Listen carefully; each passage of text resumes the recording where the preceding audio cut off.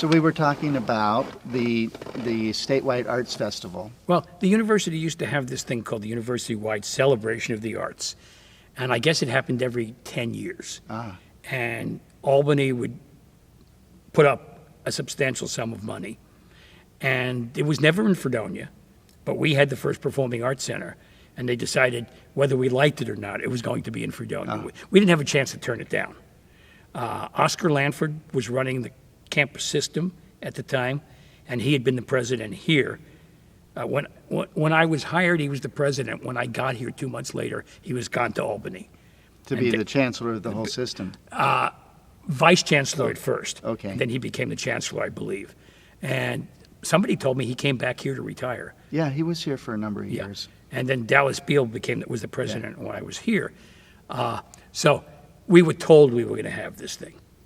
And Bob Marvel was the point person in charge of everything. And then I was his gopher, his errand boy, his hatchet man. You know, and the president said, if anybody's giving you a hard time, tell them that I said so. You know, and he said, you don't have to tell me what I said. Just tell them you're working on the orders of the president. You have to get it done. And Bob was a very sick man at this point. He wasn't coming to work full time. He couldn't walk very easily, but he lived 1 minute off campus. Right. And I would pick him up and bring him to meetings. He couldn't drive anymore, and he was going to Buffalo. And a few days before he died, I sat with him and we watched a ball game or something on television. I think it was a basketball game. And he said to me, they want to cut my legs off. And he said, I'm not going to let them. I'm going to die with dignity. I'm going to die as a whole person. And I didn't say anything. You don't respond to that. And we were scheduled to have this meeting in his office, and I got the last memo he ever dictated. He died while waiting on the phone to talk to me 10 days before the celebration. And I knew there was somebody on hold. And when I got off the phone, I asked my secretary, Nancy Palmer, who was waiting. And she said it was the dean. And I said, did you tell him to hang on? I'd call him back. Yeah, but what he said to me was, where I'm going, I will not be able to be reached by telephone. Because when I picked up the phone to say hello, there was nobody there, but there was a television on in the background. Oh. He died while waiting on the phone to talk to me. Because he was too much of a gentleman to ask that your other phone call be interrupted? Yes, he didn't do that. He didn't do that. And I was on the phone with somebody from Albany in Patricia Ross's office. She was the arts person in Albany. Right. I was on the phone with one of her people. And so I got in the car, and apparently he had spoken to Ted Frazier, who was he the percussion teacher? Yes. He was the percussion teacher. And he had spoken to Ted Frazier, and Ted Frazier and I got there at the same time. And Ted lived further away than I was. We basically broke in the door, and he was there dead with the phone in his hand. Yeah. But the irony of the story is I assumed his role with the University-wide Celebration of the Arts. And I got a memo from him, an email from him. He died on, I believe it was a Wednesday, and the meeting was the following Monday of the steering committee. And I got an email from him that he Wait a minute, Bob. They didn't have email back then. No, a memo. Yeah. I'm sorry. They didn't have email back then. We didn't have computers. I guess the university the college had a computer of some kind, because they taught computers here. A friend of mine taught. I got a carbon copy. I guess there were 5 or 6 carbon copies of this to all of us on the steering committee. And it says, I can't be with you at your meeting Monday morning. Feel free to use my office. I will be there in spirit, if not in person. My goodness. And I opened that either the Friday or the Monday before that meeting, after we had buried him. And I suddenly aged 10 years, and grew professionally 20 years because I had to do it. It was up to me. We did it. We did it with the assistance of half dozen great students, all of whom went on to have careers in arts management. And the students pulled it off. And the faculty did their part. Where we housed these kids, it was either 1,200 or 2,200. I don't remember. It's a long time ago. We had to feed them and we had to house them. We didn't have that many. It was the middle of school year. We didn't have any dorm space. They brought sleeping bags. We borrowed army cots. There used to be an active armory nearby here down the street. It still looks like one, a red brick thing. I don't know. I don't think that's what it is On now. Central Avenue. It was an armory. We Okay. borrowed, it didn't look like it when I drove by. And we borrowed a couple of hundred army cots, and we set them up in the gym, and some kids slept on the floor in sleeping bags, and we had to be careful who we gave the floor to, because you couldn't put a dancer and have them sleep on the floor and then get up and dance the next day. I've slept on the floor a few times in my life, and it was tough to walk the next day. And we fed them, and some of the people in the community took them home and brought them back, and somehow everything went off without a hitch. There was more than 100 performances of each of the art forms, and hundreds of pieces of art were exhibited all over the campus. So that would be including Mason Hall, Deers Hall was used. Every and place. yeah. Every place but Old Main. Uh-huh. We did not open and clean the dust off of Old Yeah. Main for this. Right. We used the Opera House downtown. Ah, It was a movie theater at the time, but it had a stage. We used the Opera House for a couple of things. Any place we could put on a little show, we put on a little show. And it was an exciting event. I mean, it was all amateur performance, but it wasn't about the professional quality of the performance, but it was like the Olympic Games, where all these people mix and mingle from all over the world, except these were from all over the state of New York. And they were literally from every branch. There were at least one group from every branch. Yeah. And they all chartered buses, even the ones that came from Long Island, a long 500-mile trip.